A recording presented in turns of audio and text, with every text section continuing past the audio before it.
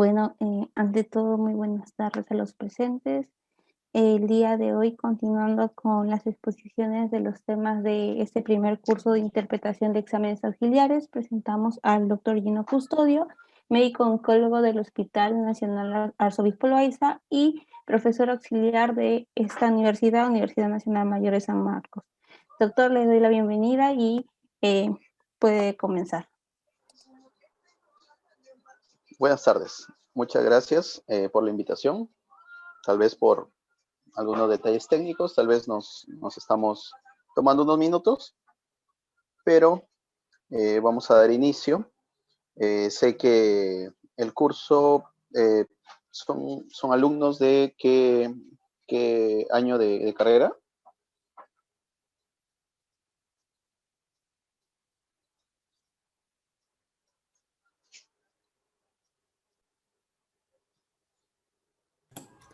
Muy bien, chicos, si pueden ir poniendo en el chat de qué año académicos son para Sí. para que el doctor se vaya haciendo una idea. Son de varias carreras y varios años. Ah, ya, listo, está bien. ¿Y la charla está destinada para cuántos participantes? Ahorita somos 27. Ya, pero normalmente ¿cuántos son inscritos? Allá inscritos en total son sobre 110, pero varios de ellos son de modalidad sincrónica. Sincrónica, ya, justo un Asincrónica me término. refiero. Ah, ya, ya, justo un término oncológico. Bueno, soy el doctor Gino Custodio, gracias por la presentación. El día de hoy vamos a tratar el tema de marcadores tumorales, que es parte del diagnóstico oncológico. Siguiente, por favor. Sí. Vienen a ser, por definición, unas sustancias producidas ya sea por las células neoplásicas o las células hospederas ante la presencia de un tumor maligno. Pueden ser en su mayoría proteínas, pero también pueden ser algunas otras sustancias como carbohidratos, que se pueden detectar sobre todo en sangre, pero en algún otro líquido, como vamos a ver que también orina. Van a ser útiles para el diagnóstico, pero su importancia no radica en ello. Principalmente en el tema de seguimiento para detectar una recurrencia de enfermedad y establecer el pronóstico. Y hay que diferenciarlo del marcador de inmunohistoquímica, que principalmente se refiere a la coloración de un tejido, sobre todo la biopsia de tejido, y va a ser importante para poder establecer el origen de la célula neoplásica, sobre todo en tumores metastásicos de origen desconocido. Siguiente, por favor.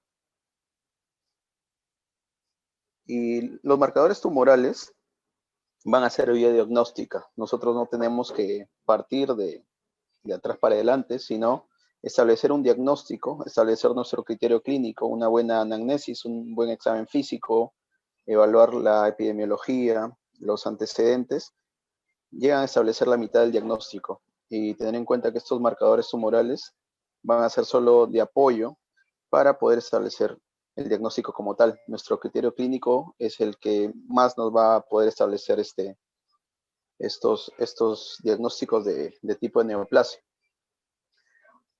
Ya hablando específicamente en lo que respecta al cáncer de ovario, recordar que el cáncer de ovario tenemos que conocer primero cuál es la paciente típica. Estamos hablando de una paciente mayor de 50 años con una masa anexial, unilateral o bilateral, de consistencia heterogénea y por lo general con distensión abdominal. Cuando ya hablamos de distensión abdominal, es una paciente con estadio 3C como mínimo por compromiso peritoneal. Y en este caso, las pacientes de esa edad en adelante, estamos hablando de una histología muy diferente, que es la epitelial, y la más frecuente es la serosa de alto grado. En este caso, el marcador ideal es el CA125, que su valor normal es menos de 35 unidades por mililitro. Y en 80% de las neoplasias avanzadas, es decir, de 3C para adelante, 3C por compromiso peritoneal o 4 por compromiso pleural o pulmonar,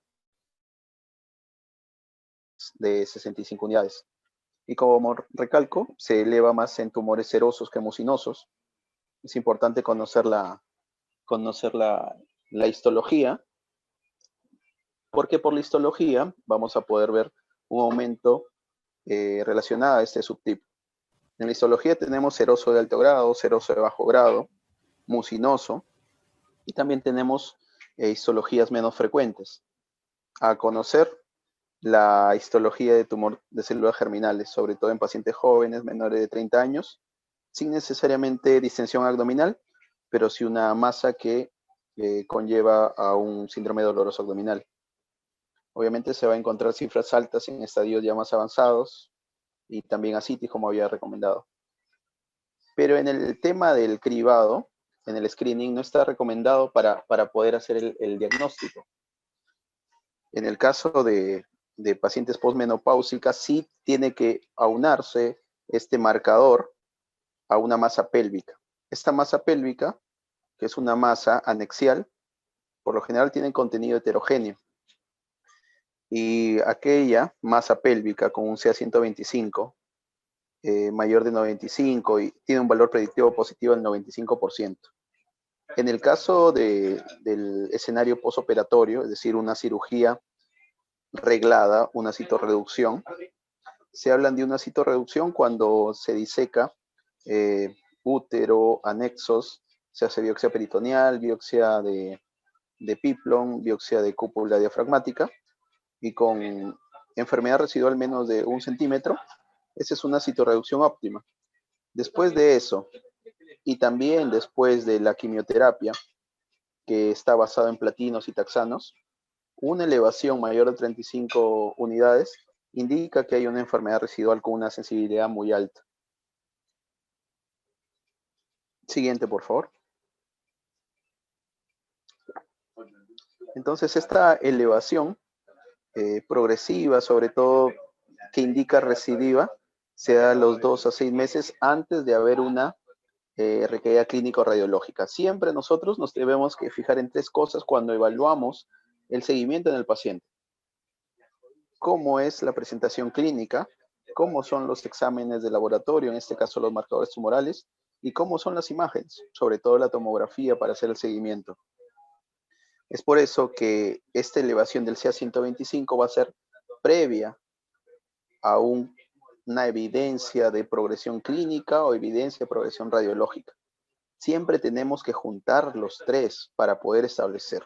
Y diría yo que más importante aún es la evidencia de progresión clínica con síntomas relacionados del paciente. El paciente dice, estoy con más dolor, se me distiende el abdomen, y es evidente que el paciente está recurriendo a la enfermedad.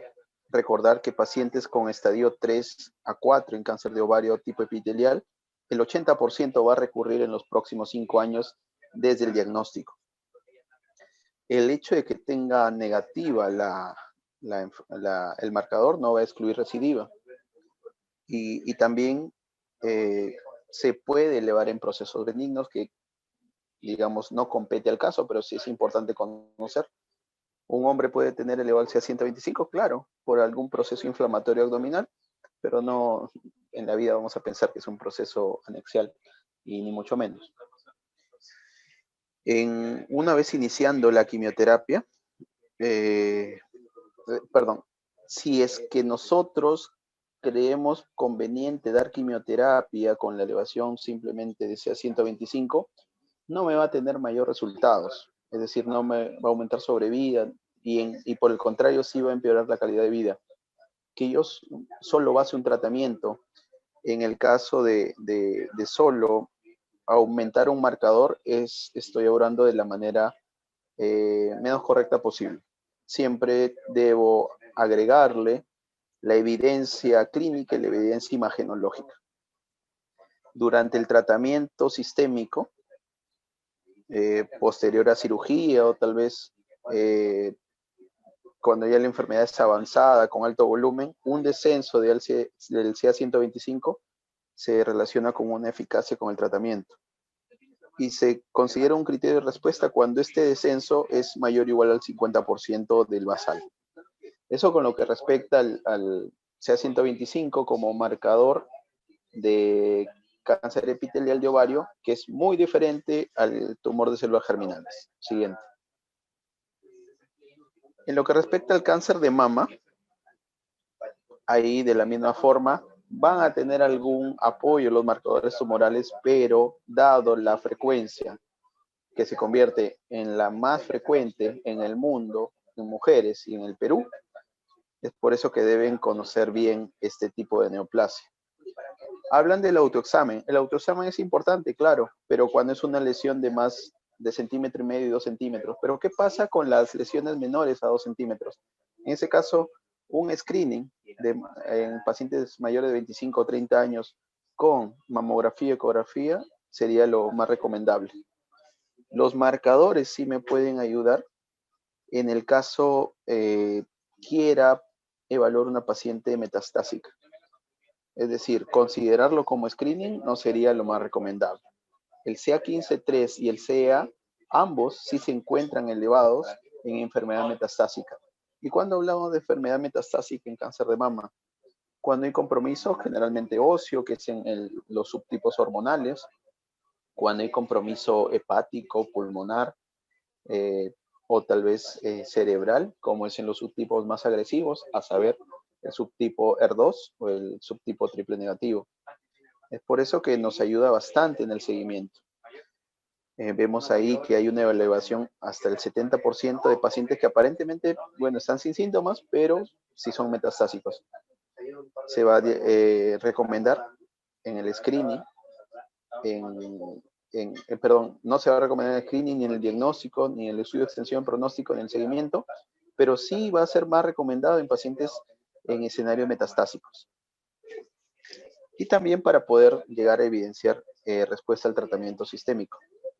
Y más importante en este aspecto es el seguimiento imagenológico y en la evaluación clínica constante. Una vez ya la paciente operada, una vez ya recibió radioterapia o quimioterapia, tratamiento hormonal o tratamiento biológico, es más importante el seguimiento clínico y corroborado por las tomografías. Tiene acá menos importancia los marcadores tumorales. Siguiente. El cáncer de pulmón es una historia aparte porque el cáncer de pulmón tiene subtipos para poder llegar a reconocer.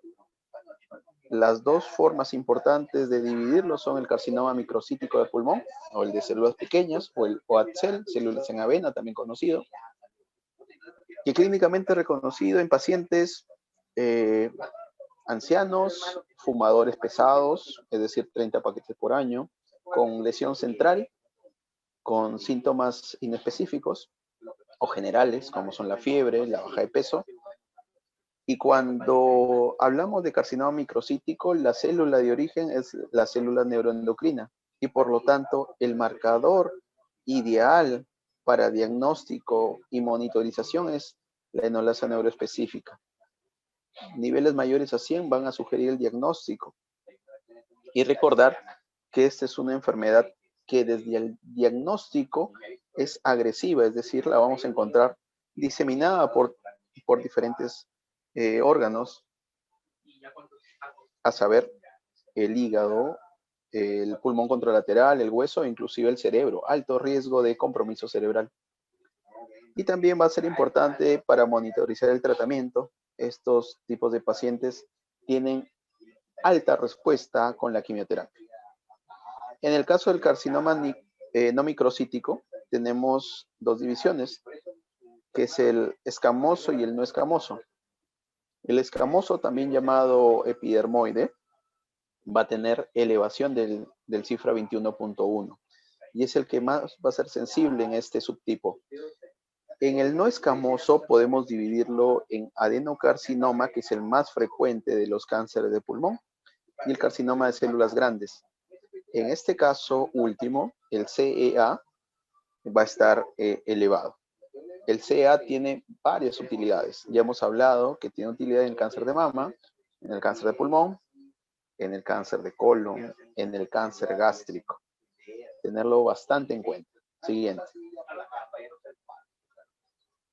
El cáncer de próstata es una historia aparte con este marcador útil desde mediados del siglo pasado, su valor normal va a variar. Algunos mencionan 0,4, pero puede llegar hasta 6,5, dependiendo de la edad, en pacientes de hasta 80 años. Cuando es menor de 4, tiene un valor predictivo negativo de 85% y ya va aumentando esa predicción de 4, cuando es de 4 a 10 a un 25%, y cuando ya es mayor de 10 a un 45%. El 75% de pacientes con PCA entre 4 y 10 se habla que la enfermedad generalmente está localizado y son potencialmente curables. No es lo común. La especialidad que más ve en estos subtipos localizados es el área de urología, y por lo general lo conlleva a una intervención quirúrgica y un seguimiento posterior. Cuando ya es mayor de 10 este PCA, aproximadamente la mitad solo va a estar confinado a la próstata, pero la otra mitad ya estamos hablando que la enfermedad se extiende a órganos vecinos, vesículas seminales, ganglios regionales y ya el hueso. También recordar que el principal sitio de metástasis en cáncer de próstata es el hueso. Es un análogo del cáncer de mama tipo luminal o tipo hormonal, porque va a comprometer hueso. Y a pesar de comprometer hueso, tiene una sobrevida que fluctúa entre 5 a 10 años. Entonces, en cáncer de próstata con afectación ósea, la sobrevida es considerable y también hay que luchar por ello, sobre todo porque el paciente típico es un paciente varón mayor de 70 años, 60 o 70 años con dolor lumbar.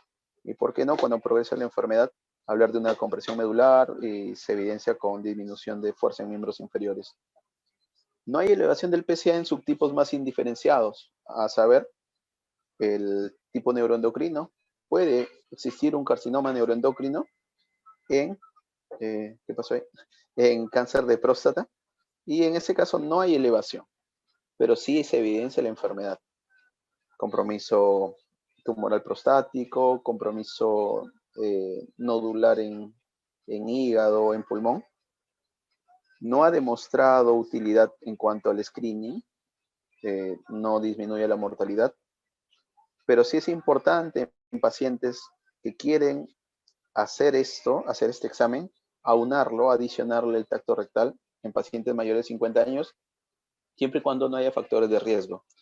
Hablamos de factores de riesgo, la historia familiar, es decir, que no haya familiares en primer grado que hayan tenido la enfermedad, la raza negra también es un factor de riesgo, o la mutación en el gen de BRCA, que últimamente ha ayudado en la terapéutica con los inhibidores de PAR, a saber, el olaparib es una opción de tratamiento en estos cánceres de próstata, pero sí se reduce la edad del screening cuando hay factores de riesgo y se debería realizar en pacientes desde los 40 años. Siguiente.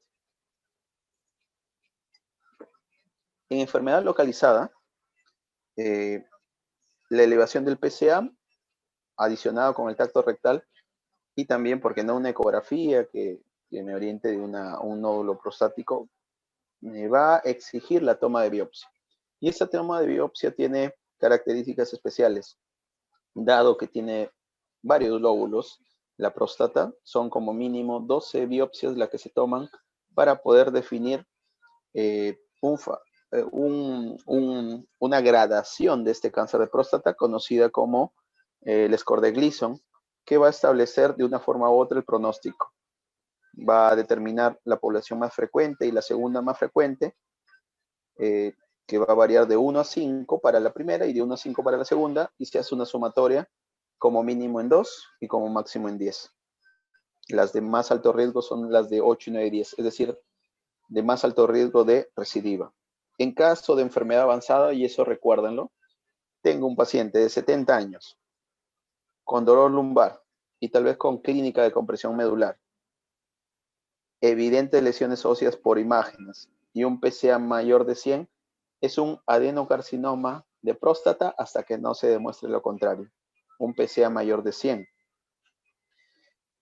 nos va a orientar hacia ese diagnóstico, pero obviamente debe tener una correlación de una biopsia y poder iniciar ese tipo de tratamiento. Recordar que las metástasis óseas en este tipo de cáncer es de tipo osteoblástica, es decir, formadoras de hueso, y nos van a poder orientar hacia el tratamiento.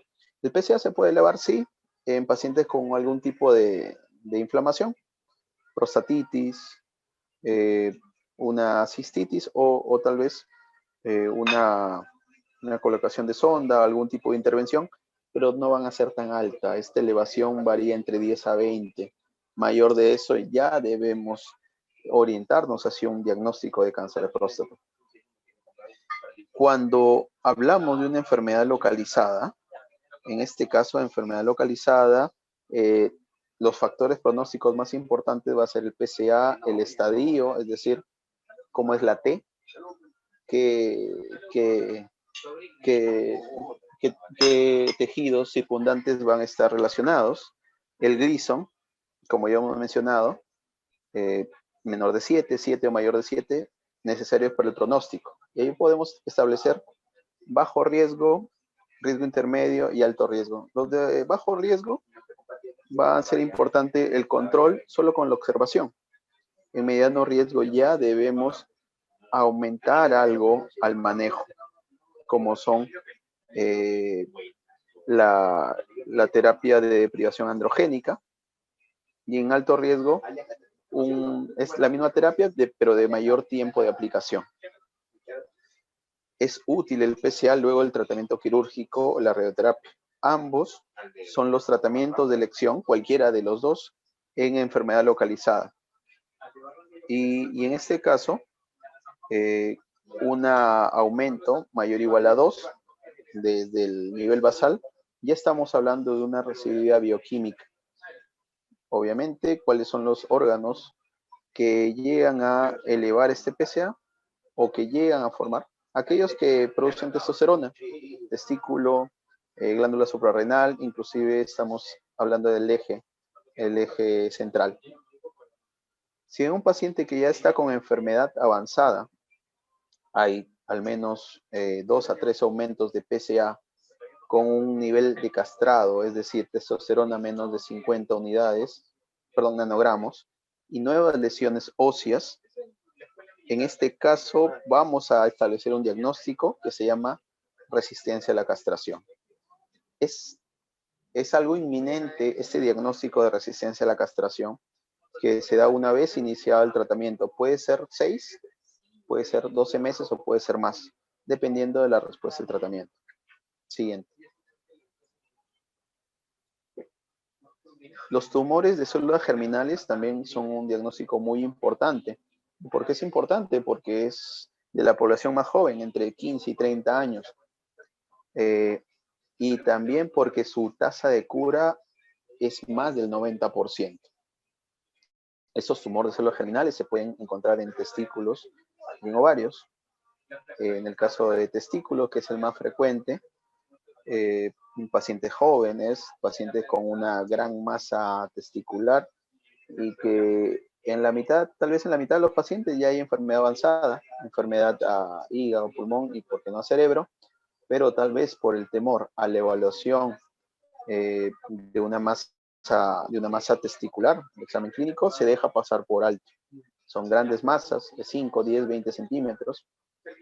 Y también se pueden ubicar en el retroperitoneo, en el mediastino, en la glándula pineal, porque es el trayecto de estas células germinales, del trayecto hacia el descenso, del descenso hacia las bolsas escrotales. Y en el caso de ovario, va a distar mucho del diagnóstico que había establecido en primer término, del serocio epitelial.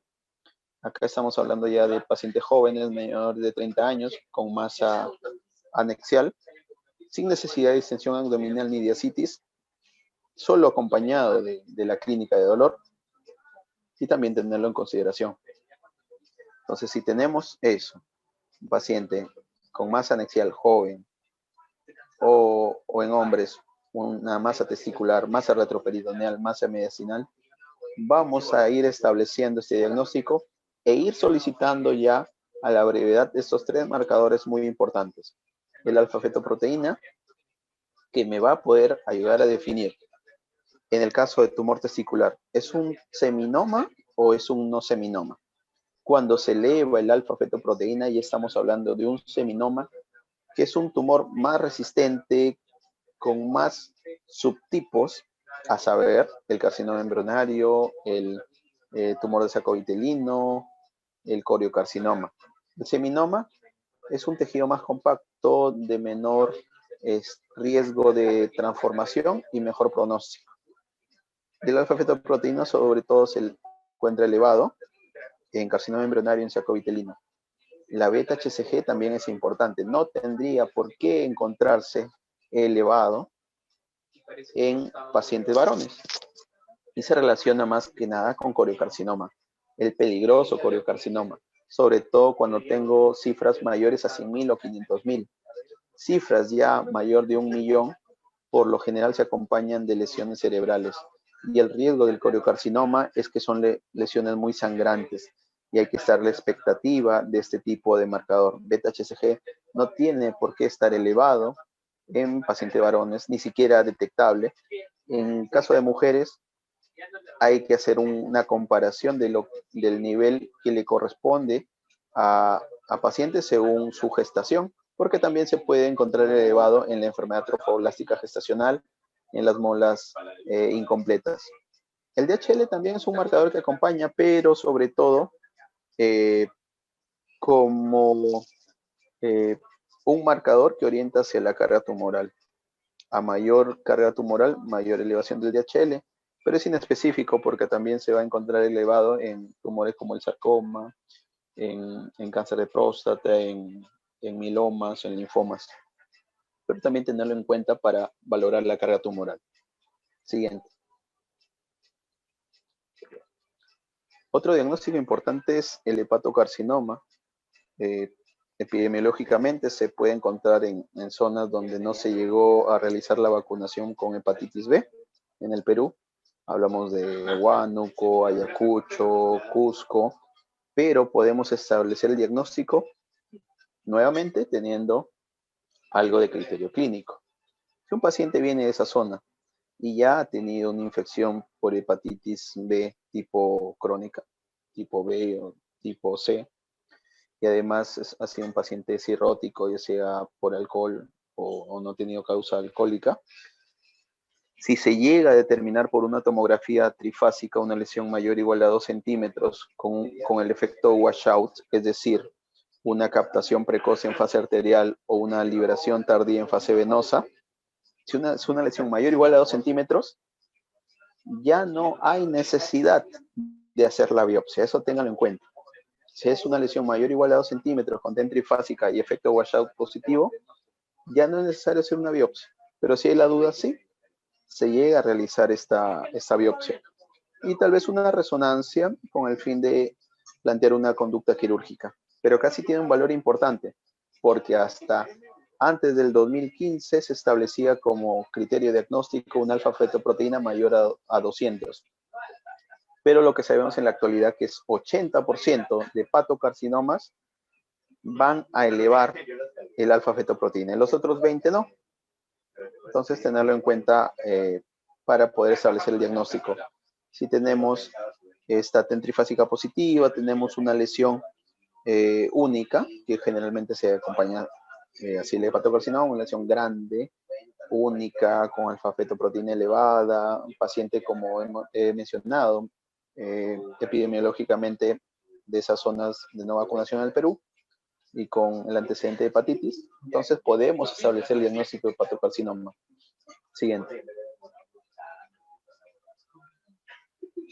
El cáncer colorectal, que es también importante porque forma parte de lo que hasta hace poco era el Plan Esperanza, de las 7 neoplasias más frecuentes en el Perú, a saber el cáncer de mama, próstata, estómago, cuello uterino, linfomas, leucemias y cáncer colorectal también forman parte de estos neoplasias de más frecuencia en el Perú y por lo cual debemos conocer el cáncer colorectal, tener en consideración que se puede presentar como paciente típico, un paciente mayor de 65 años, con sangre oculta en heces y baja de peso, pero una forma importante de poder establecer el diagnóstico es mediante el el CA y CA19-9, se menciona que ambos están elevados 40% en los pacientes metastásicos, pero sí me va a poder ayudar a hacer el seguimiento, no necesariamente en screening, es decir, yo no voy a hacer un CA para saber si tengo o no tengo, sino debe haber algún dato que apoye. Entonces, pacientes con cambios en hábito evacuatorio, ya sea diarrea o estreñimiento, tal vez presencia de sangre oculta en heces o sangre evidente, rojo rutilante, como se menciona, pueden ser indicativo y por lo cual sería tributario al paciente de realizar una proctoscopía o una colonoscopía. En este caso, el CA sí ayuda, sobre todo en el escenario preoperatorio. Si es mayor de 5, implica peor pronóstico, y también en el posoperatorio es útil para el seguimiento. Los pacientes que son operados se evalúan los criterios de riesgo para ver si son tributarios o no de quimioterapia adyuvante, es decir, después de la cirugía radical califican esta quimioterapia. Y si durante la quimioterapia o posterior a la culminación de este tratamiento hay una elevación del mismo, indica necesariamente si una recurrencia de la enfermedad. El CA19-9 también acompaña esto, tal vez con menor recomendación para lo que es las escuelas o las asociaciones o las sociedades oncológicas a nivel mundial. Siguiente. En adenocarcinoma de páncreas y vías biliares lo vamos a considerar en una sola entidad porque esta histología es de las más frecuentes y de lo que más se llega a diagnosticar. Tiene una sensibilidad elevada del 80% y una especificidad del 90%. Y va a estar relacionado el valor de este marcador con el tamaño tumoral. El CA19-9 va a ser el marcador por excelencia en este subtipo. Tal vez acá falta mencionar, pero es el CA19-9. No va a ser útil en el cribado, es decir, para poder establecer un diagnóstico o en el screening, pero sí va a ser útil en el seguimiento.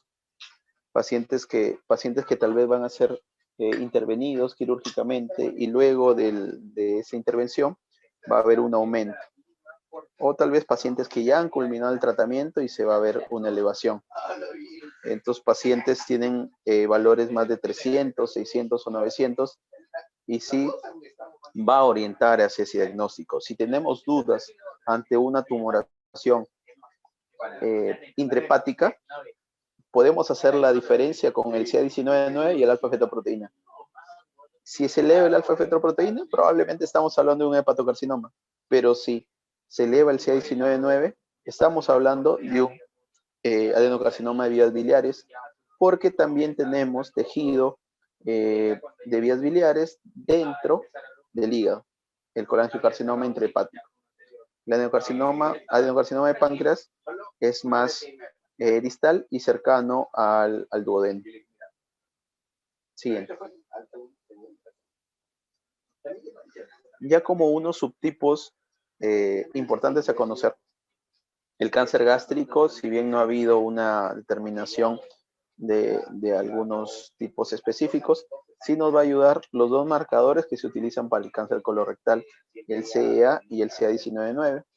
Tener en cuenta que en este último año el cáncer gástrico ha sido el que más ha liderado en cuanto a incidencia y las diferentes sociedades, sobre todo la que establece el TNM, la NCCN, recomienda a las dos principales, CA y CA19-9, importantes en el seguimiento, tal vez con menos recomendación el CA 72.4, pero sobre todo va a ser recomendado en el escenario metastásico, no tanto en el momento del diagnóstico, pero sí importante en el seguimiento.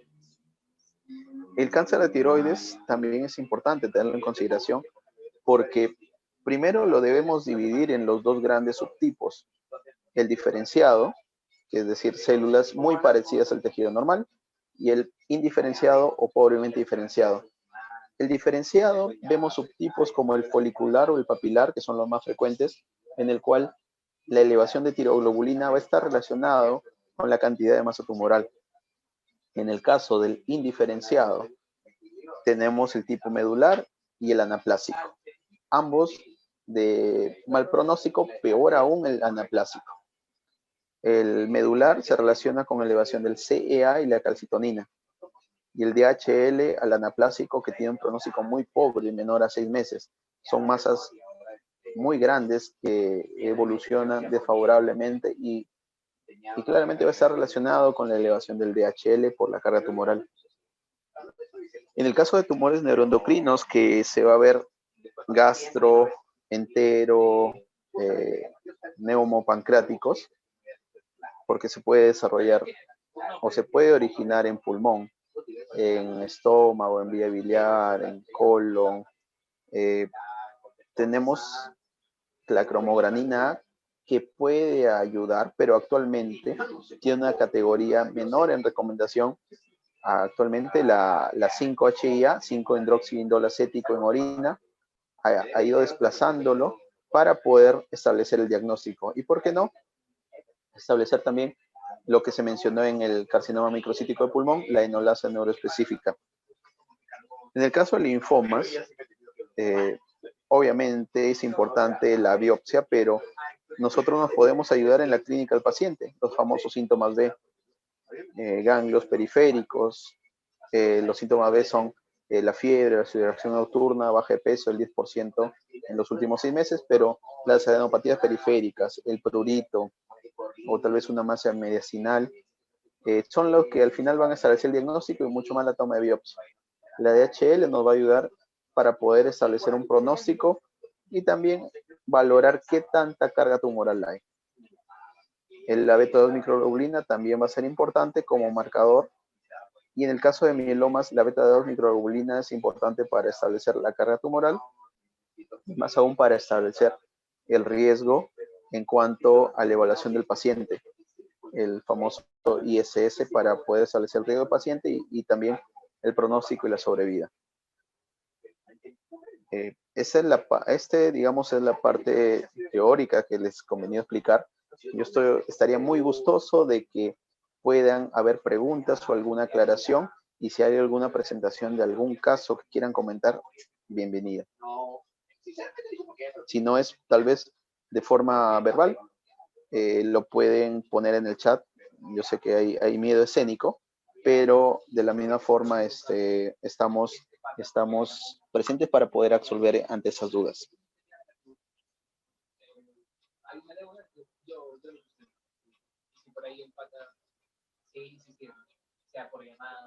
No, pero sí le insistió después de un par de veces. Le volví a llamar. Pero ya no por la deuda. No, yo sé que ya no. Le pido a la moderadora, puede ayudarme con las preguntas y si hay alguna pregunta, si no por parte de ella, o para poder establecer esto y que sea un poco más interactivo. Chicos, ¿tienen alguna pregunta? Pueden poner en el chat, o si desean pedir la palabra, pueden ponerlo también en el chat. Deseo pedir la palabra para que se le pueda dar el permiso para que puedan activar su micrófono. Y si no tienen ninguna duda, por el momento pueden escribir todo está ok y similares.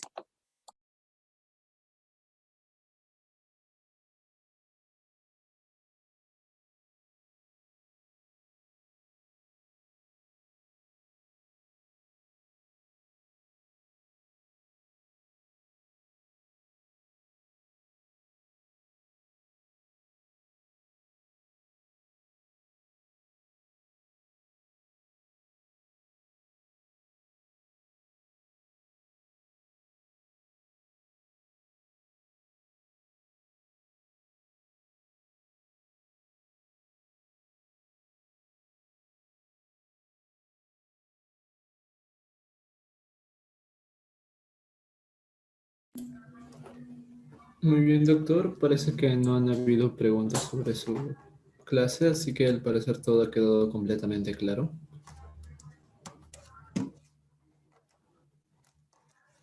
Está bien. Yo sé que, bueno,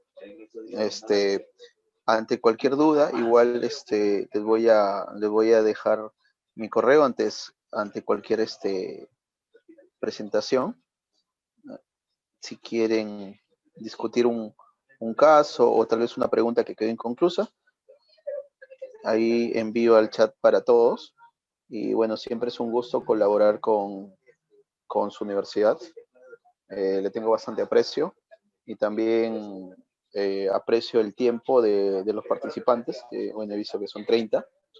Eh, Primero que hay un orden para poder establecer el diagnóstico en cáncer y nunca vamos a pensar que siempre cáncer es una condena, sino que en oncología la, vamos a poder establecer algo. Siempre hay algo que hacer en oncología, sea para tratamiento y control de síntomas, sea para intentar una cura, o sea, en el mejor de los casos, plantear una cura o control de síntomas. Entonces, eso es muy importante. Y los marcadores tumorales nos van a ayudar en ese diagnóstico, pero eh, en primer lugar tenemos que poner nuestro criterio clínico para poder establecer un diagnóstico. Simplemente es una ayuda, nunca partamos de atrás para adelante, nunca con una tomografía ya pensemos en el paciente mientras no lo veamos. Preguntémosle al paciente, evaluémoslo y a partir de eso, con lo que yo estudio, con lo que yo reviso, poder solicitar. Hay inclusive opciones en el marcado de los exámenes auxiliares, marcadores tumorales, y uno pide los 10 marcadores. Eso nos lleva a pensar que tal vez no hubo una buena preparación en cuanto a la solicitud de esos marcadores, sino tal vez aunando algunas cosas, poder descartar en otros aspectos, poder establecer un diagnóstico y solicitar lo pertinente hacia lo que me puede llevar. No simplemente algo me saldrá de diagnóstico marcándole algo, no. Así no funciona la medicina, mucho menos la oncología. Entonces, reitero mi agradecimiento hacia ustedes, a su atención, a su tiempo, y espero que siempre busquen la motivación y la voluntad de hacer las cosas como la vienen haciendo. Muchas gracias.